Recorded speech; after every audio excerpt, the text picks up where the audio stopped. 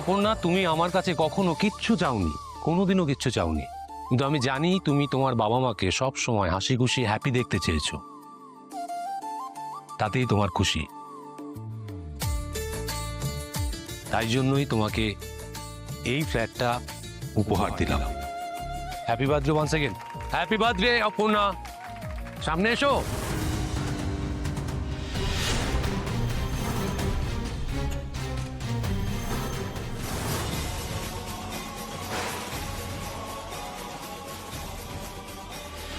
কি দেখছি আমি? কেন দেখছি?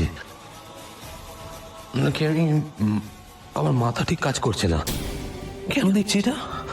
এইসব কি দেখছি?